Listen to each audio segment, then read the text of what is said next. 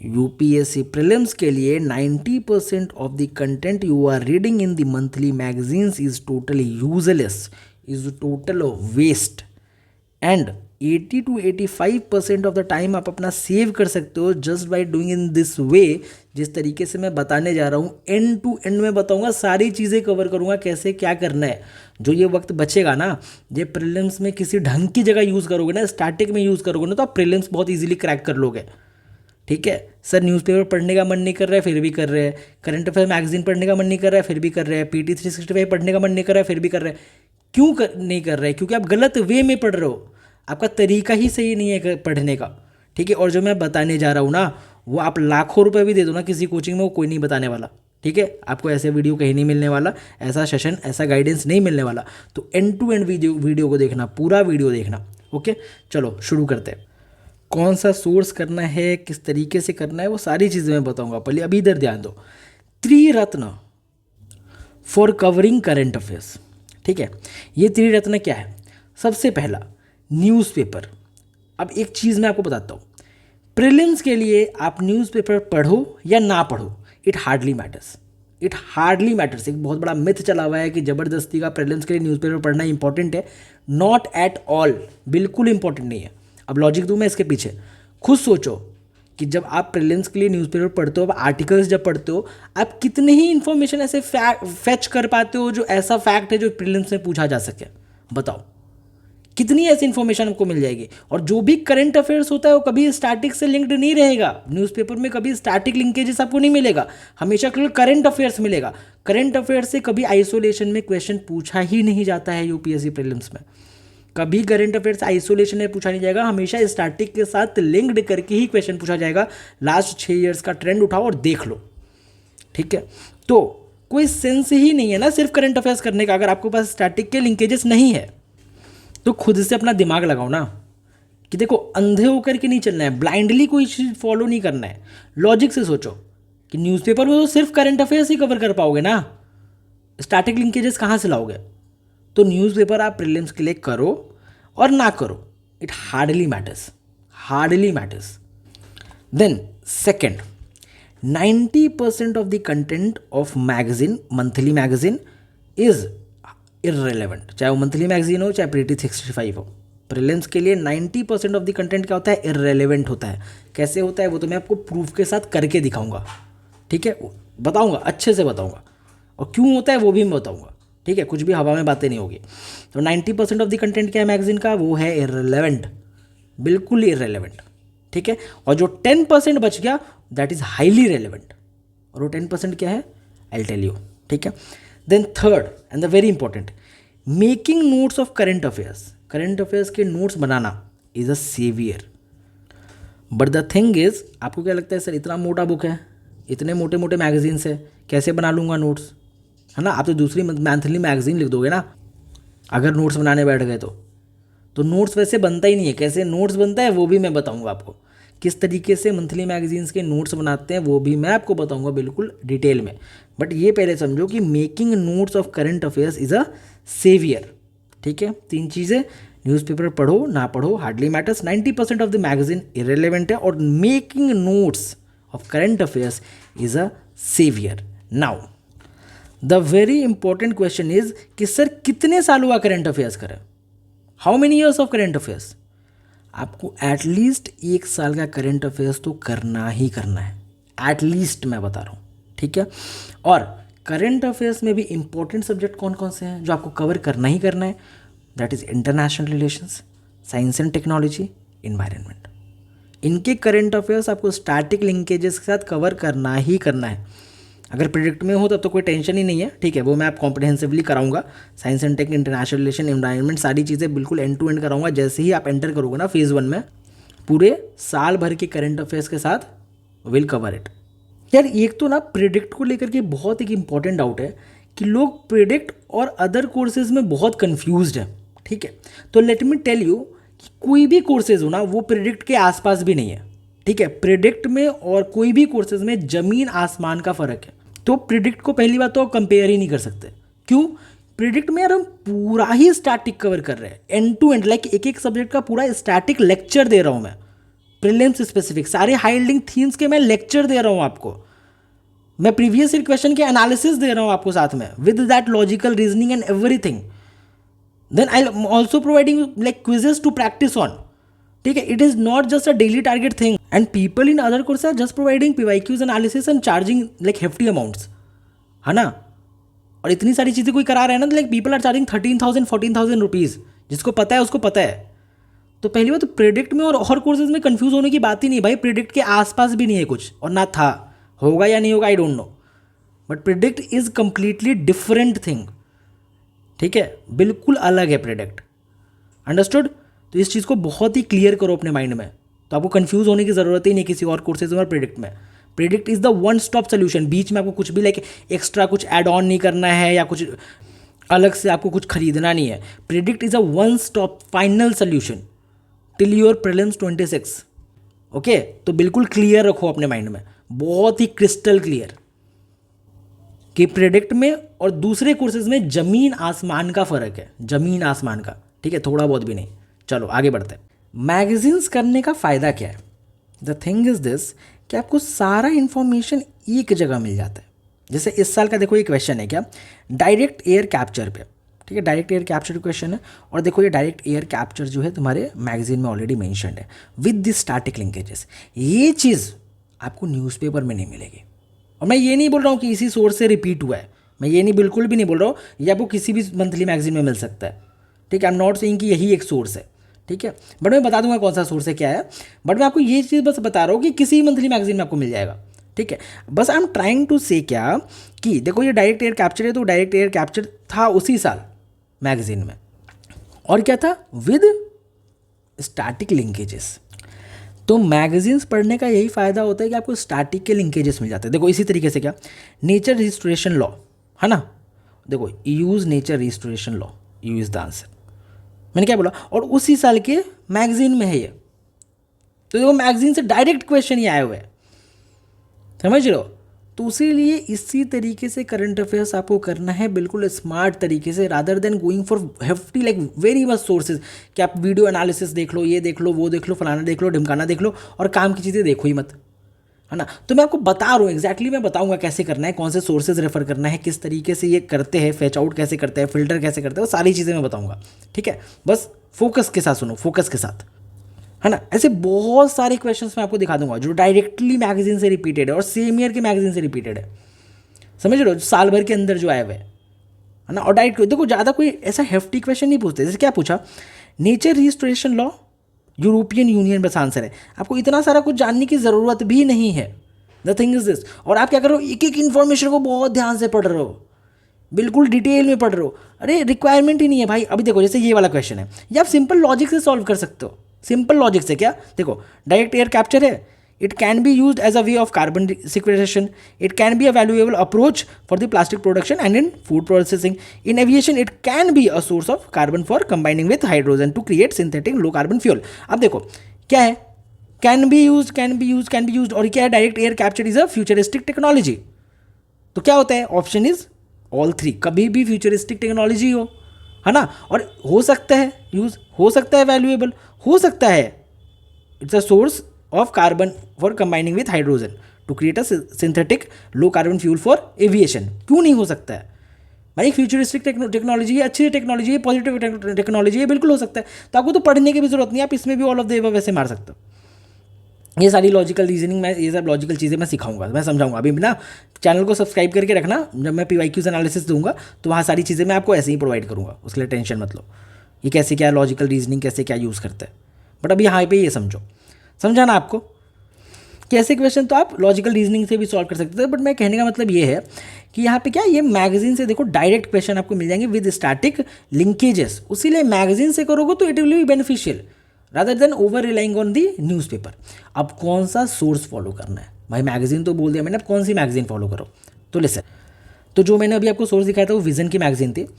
आप कोई भी एक रिलायबल मंथली मैगजीन फॉलो कर सकते हो. You can opt for any reliable monthly magazine, समझ रहे हो, कोई भी. मैं क्या सजेस्ट करता हूँ कि विज़न को करो. विज़न क्यों, क्योंकि ये ओल्डेस्ट है और रिलायबल है. ठीक है, ओल्डेस्ट है ये, तो इसका एक फ़ायदा मिलता है. एक एज है विजन के पास में, तो विजन की मैगजीन कर सकते हो। बाकी अब मेरे से ये मत पूछना सर इनसाइट की कर लूँ या ओनली ऐसे कर लूँ, कोई भी कर सकते हो, कोई भी कर सकते हो। You can opt for any reliable monthly magazine, सब कॉपी पेस्ट ही होता है, ठीक है। तो आप कोई भी कर सकते हो, बट मैं बता दे रहा हूँ सारी मैगजीन में 90 to 95% ऑफ द कंटेंट क्या होता है, इररिलेवेंट होता है, वेस्ट होता है, ठीक है। कैसे होता है अब ये देखते हैं। So this is monthly magazine of vision I S. Vision I S का मंथली मैगजीन है, कोई भी मंथली मैगजीन आप उठा सकते हो। चलो कोई एक आर्टिकल देखते हैं।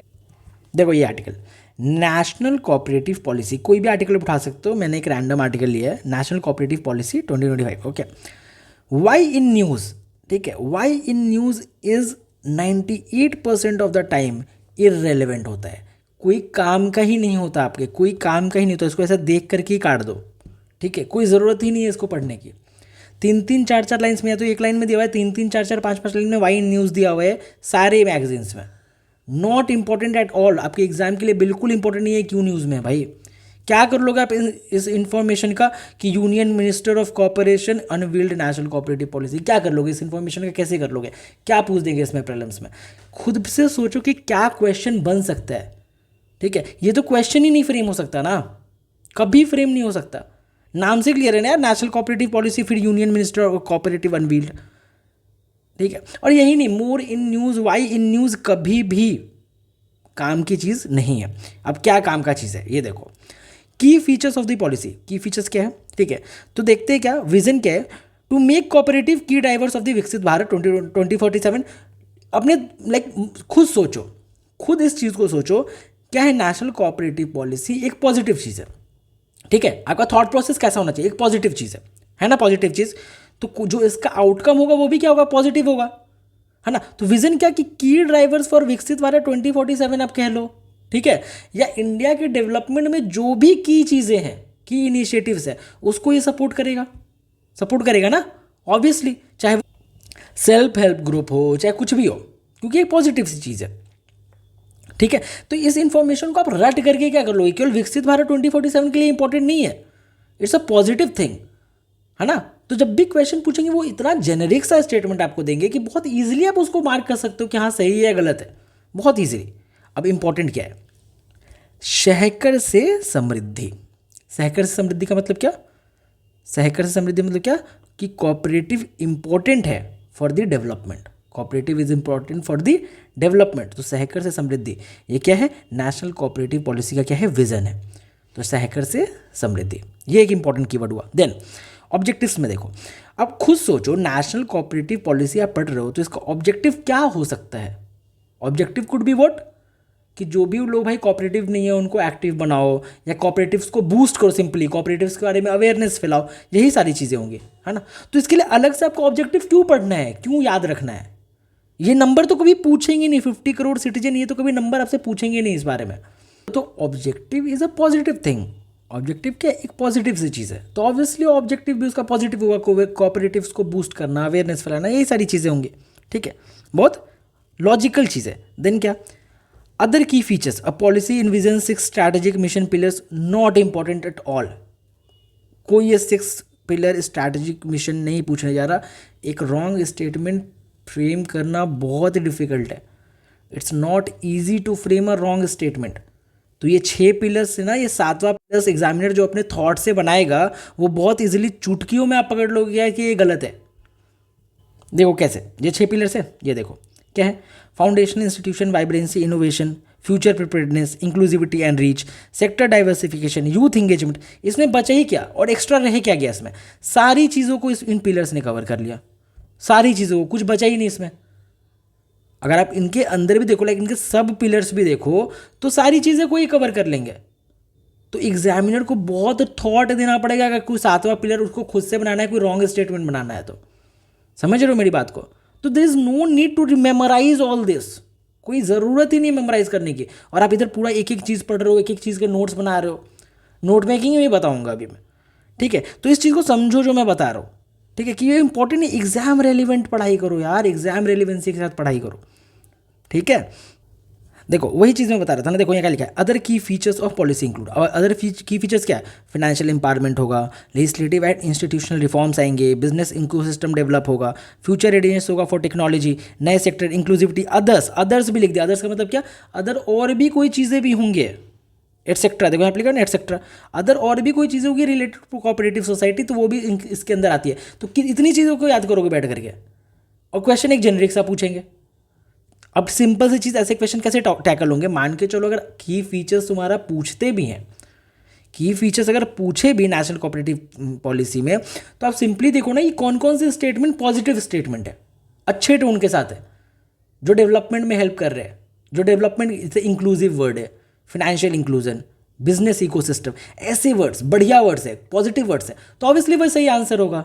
निगेटिव वर्ड्स है जो अगेंस्ट है कोऑपरेटिव पॉलिसी के, वो की फीचर कैसे हो सकता है, तो वो गलत स्टेटमेंट होगा। देख रहे हो, तो क्यों नहीं पढ़ना है, मैं इसके पीछे आपको लॉजिक बता रहा हूँ। इस लॉजिक के साथ मंथली मैगजीन पढ़ते हैं, इसीलिए मैं बोलता हूँ कि आधी से ज़्यादा चीज़ें क्या वेस्ट है, कोई ज़रूरत ही नहीं इसको पढ़ने की। क्यों पढ़ना है फीचर, आपको जब पता है नेशनल कोऑपरेटिव पॉलिसी पढ़ रहे हो, इसके ऑब्जेक्टिव पॉजिटिव ही होंगे, तो इसमें कितनी सारी चीज़ें इंक्लूड होती है। और यहाँ पे तो अदर्स भी लिख दिया, अब अदर्स में तो इतने सारे पॉइंट्स आ जाएंगे, पॉइंट्स आ जाएंगे, आप सोच भी नहीं सकते उतने पॉइंट्स तो यार, है ना। कितनी चीज़ें याद करने बैठोगे, आप क्या कर रहे हो, एक एक पॉइंट को लिख रहे हो, एक एक पॉइंट को याद कर रहे हो, not important at all. Mains के लिए चलो एक बार को लिख भी लो, प्रीलिम्स में तो 1% में रत्ती भर के लिए इंपॉर्टेंट नहीं है, पूछने भी नहीं जा रहे आपसे ये, आई एम डैम श्योर। तो क्या सेंस है इसको पढ़ करके, मैंने बताया ना की फीचर से पॉजिटिव चीज़ें देखो, पॉजिटिव चीज़ें टिक मारो, सही करो आंसर, नेगेटिव चीज़ें उसको क्रॉस करो, रॉन्ग है वो स्टेटमेंट, इस तरीके से करना है। जो काम की चीज़ें वो मैंने बताई आपको। अब देखो यहाँ प्रीलिम्स के लिए अपने इंपॉर्टेंट क्या है, कोऑपरेटिव्स इन इंडिया, ठीक है। ओरिजिन क्या होता है, तो ओरिजिन होता है कोऑपरेटिव क्रेडिट सोसाइटी एक्ट 1904। यहाँ से क्वेश्चन बन सकता है कि cooperative society originated from cooperative credit society act, यहाँ से आपको बनेगा इसका क्वेश्चन प्रीलिम्स का। डेफिनेशन पूछ रहा है, तो डेफिनेशन तो यू नो क्या, कि association of person united voluntarily to meet their common economy, social and cultural needs. देखो कोऑपरेटिव के बारे में आपको पता होना चाहिए बस, ठीक है। इंपॉर्टेंट चीज़ आओ, इंपॉर्टेंट चीज़ों पे बात करते हैं। क्या कॉन्स्टिट्यूशनल स्टेटस क्या है, ये पूछेंगे प्रीलिम्स में। 97th अमेंडमेंट एक्ट, ये पूछेंगे प्रीलिम्स में, जो आपको पढ़ना है, जो आपको जानना है। आप क्या करो, इररिलेवेंट इन्फॉर्मेशन की वजह से रेलिवेंट इन्फॉर्मेशन को मिस कर दे रहे हो। इवन ना आपको ये डेटा भी याद रखने की जरूरत नहीं है, आपको ये डेटा याद नहीं रखना कि 8 लाख कोऑपरेटिव सोसाइटी इंडिया में 30 करोड़ पीपल एसोसिएटेड है, नो नीडेड एट ऑल, ठीक है। देखो यहाँ पे एक इंपॉर्टेंट इन्फॉर्मेशन, देखो यहाँ पे आप क्या याद कर सकते हो, टॉप 3 कोऑपरेटिव सेक्टर कौन कौन से हैं, हाउसिंग, डेयरी और पैक्स, है ना, समझ रहे हो। अब देखो क्यों मैं बोल रहा हूँ, ये 8 लाख कोऑपरेटिव सोसाइटी है ना भाई, साल में कितने कोऑपरेटिव सोसाइटी ऐसे बनते हैं, कितने लाइक बंद होते हैं, तो ये इन्फॉर्मेशन कभी काम का ही नहीं। क्यों, क्योंकि ये चेंज होता रहता है, डायनेमिक इन्फॉर्मेशन है, समझ रहे हो। एग्जाम में अगर पूछ भी दिया ना, तो इतना डिफरेंस रखेंगे ना वो इस नंबर का, कि आप आराम से पकड़ लोगे, समझ रहे हो। तो बहुत डायनेमिक, ये सारी इन्फॉर्मेशन बहुत डायनेमिक है, चेंज होते रहते हैं। जो चीज़ें चेंज होती रहती है उस पर यूपीएससी क्वेश्चन नहीं पूछता है। जैसे फॉर एग्जांपल कोई बिल है, तो बिल पे यूपीएससी क्वेश्चन कभी नहीं पूछेगा, हमेशा एक्ट पे पूछेगा। क्यों, क्योंकि बिल तो अभी फ्रेमिंग फॉर्म में है ना, मान चलो कोई चीज़ अभी फ्रेम हो रहा है, उस पर क्वेश्चन पूछ दिए, क्वेश्चन के बाद अगर कुछ चेंजेस आ गया तो फिर क्या हो गया, क्वेश्चन तो आपका इररिलेवेंट हो गया। हुआ कि नहीं हुआ, वैसे भी इतने क्वेश्चन गलत करते हो साल भर बैठ करके भी, समझ लो मेरी बात को। तो कोई चीज़ अगर जो इन मेकिंग है, इन द प्रोसेस है, उस पर क्वेश्चन कभी भी नहीं पूछा जाता है। इस तरीके से अपना दिमाग चलाओ, इस तरीके से क्वेश्चंस को अपने माइंड में फ्रेम करना सीखो कि कैसे क्वेश्चन पूछे जा सकते हैं, ठीक है। तो देखो टॉप 3 कौन कौन से हैं, हाउसिंग, डेयरी, पैक्स, ठीक है। देन कॉन्स्टिट्यूशनल स्टेटस क्या, तो 97th amendment act 2011। Fundamental right में क्या है, तो कोऑपरेटिव सोसाइटी आर्टिकल 19(1) से, ये इंपॉर्टेंट है। डीपीएसपी में क्या है, आर्टिकल 43B, ये इंपॉर्टेंट है। न्यू पार्ट कौन सा है, तो article 243 ZH and 243 ZT, cooperative governance, ये इंपॉर्टेंट है। दिस इज इंपॉर्टेंट, ये इंपॉर्टेंट है, ठीक है। देखो गवर्नेंस स्ट्रक्चर, ये इंपॉर्टेंट है क्या, कि मल्टी स्टेट कोऑपरेटिव कहाँ आता है, तो यूनियन लिस्ट में आता है, ठीक है। खुद से भी सोच सकते हो यार, मल्टी स्टेट है, 2 स्टेट के बीच में, तो स्टेट लिस्ट में कैसे आएगा। इंटर स्टेट कोई भी चीज़ क्या होती है, यूनियन लिस्ट में आती है। मैंने लॉजिक वाले क्वेश्चन वो वीडियो में बताया ये चीज़, है ना, कि कोई भी चीज़ भाई 2 स्टेट के बीच में हो रही है तो स्टेट लिस्ट में कैसे आएगी। स्टेट लिस्ट में तो पर्टिकुलर स्टेट अपना लॉ बनाता है ना, समझ लो। स्टेट कोऑपरेटिव है तो कहाँ आएगी, स्टेट लिस्ट में आएगी, सिंपल। तो ये आपका इन्फॉर्मेशन, इंपॉर्टेंट इन्फॉर्मेशन है। अब आगे देखो, अब सिग्निफिकेंस ऑफ कोऑपरेटिव बोला हुआ है। अब सिग्निफिकेंस ऑफ कोऑपरेटिव पढ़ो, ऑब्जेक्टिव ऑफ कोऑपरेटिव पढ़ो, सेम चीज़ है।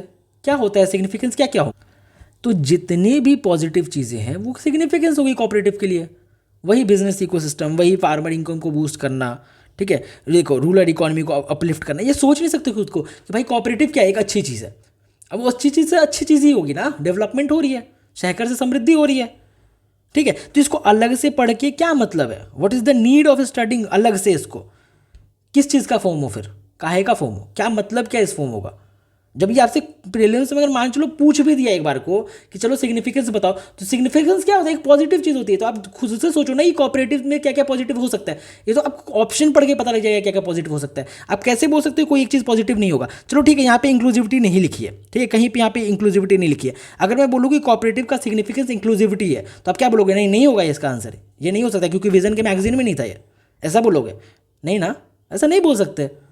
क्यों नहीं बोल सकते, क्योंकि भाई हर पॉजिटिव चीज़ जो कोऑपरेटिव में डेवलपमेंट दे रही है वो सिग्निफिकेंस है। अब चलो बिजनेस इकोसिस्टम यहाँ पे नहीं लिखा हुआ है, चलो मैं बोलता हूँ बिजनेस इकोसिस्टम सिग्निफिकेंस है, तो आप क्या बोलोगे, नहीं नहीं होगा, बिजनेस इकोसिस्टम नहीं डेवलप हो सकता है कोऑपरेटिव से।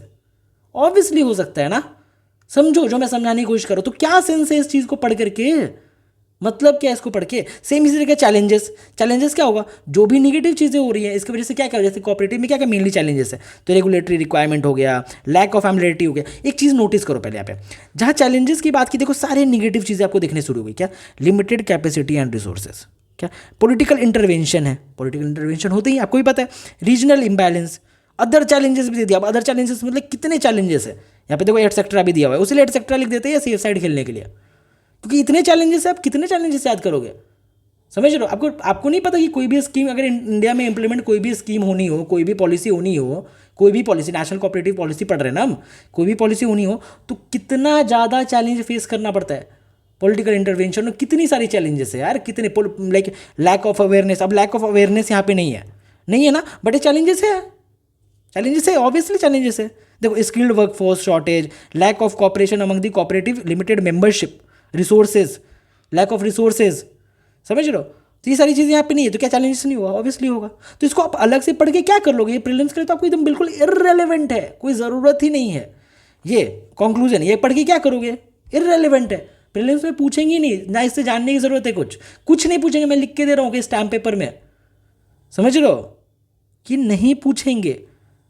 तो ये पढ़ के कोई सेंस ही नहीं है, इसको पढ़ने का कोई सेंस ही नहीं है, दूर दूर तक कोई सेंस नहीं है पढ़ने का, प्रीलिम्स के लिए अपने रेलिवेंट नहीं है।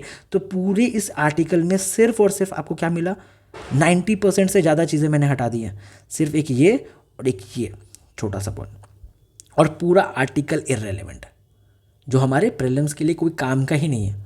जो चीज़ें आप खुद से सोच सकते हो, प्रीलिम्स में कोई काम, मेंस में चलो एक बार को काम आ भी जाए, प्रीलिम्स में तो पूछेंगे नहीं इससे ना, तो क्यों अपना दिमाग लगाना यहाँ पे। समझे मेरी बात को, इस तरीके से निकलते हैं क्या क्या चीज़ें एग्जाम रेलिवेंट है, ठीक है। अब आपको अपने नोट्स में मेंशन क्या करना है, अब आपको नोट्स में सिर्फ यही मेंशन करना है, जो ये चीज़ें हैं सिर्फ आपको ये मेंशन करना है, और कुछ मेंशन नहीं करना एक्स्ट्रा, वो भी बिल्कुल क्रिस्प फॉर्मेट में। देखो ये कितना क्रिस्प रखना है आपको। देखो 97 CA लिखा, कॉन्स्टिट्यूशनल स्टेटस मिला, FR DPSP हो गया, डन, ख़त्म, यही इंपॉर्टेंट है, बस यही करना है आपको, समझा आपको, दैट्स इट। इतने क्रिस्प नोट्स बनाने आपने, पूरे पेज को क्या करो, 3 पार्ट्स में डिवाइड करो, 2 पार्ट्स में या तो डिवाइड करो, और पूरे आर्टिकल में जो 5% इंपॉर्टेंट चीज़ें हैं सिर्फ उसको नोट डाउन करो। बहुत ईजी है ये, दिन भर के 10 पेजेस भी करोगे तो भी पूरा 1 साल का मंथली मैगजीन कवर कर लोगे। So I gave you every possible logic कि why 90% of the content is waste, is total useless. Still if you are doing the same the traditional thing, तो आप अपने पैर पे कुल्हाड़ी मार रहे हो, अपना वक्त बचाओ। प्रेडिक्ट में हो तो ऑलरेडी मैं ये सारी चीज़ें कराऊंगा, क्योंकि मेरे लिए आपका और मेरा दोनों का वक्त बहुत इंपॉर्टेंट है, तो अपना वक्त सेव करेंगे। जिसको नहीं पता है, प्रेडिक्ट ऑलरेडी लॉन्च हो चुका है, और जो कंफ्यूज है तो प्रेडिक्ट और दूसरे कोर्सेज में ज़मीन आसमान का फ़र्क है मेरे भाई। और सबसे इंपॉर्टेंट चीज़ जो प्रेडिक्ट को एज देता है, मैं वो भी बता दूँ आपको, कि मेरी और आपकी डायरेक्ट कॉन्टैक्ट होगी, विल कनेक्ट डायरेक्टली, बीच में कोई थर्ड पर्सन, कोई मैं मेंटोर नहीं अलॉट करूँगा आपको, सिर्फ हमारी और आपकी डायरेक्ट बात होगी, ठीक है, मैं आपको personally I provide you the guidance, ठीक है, जो एज है, जो और कहीं आपको नहीं मिलने वाला, चाहे लाखों रुपए भी क्यों ना दे दो। चलो, ऑल द बेस्ट।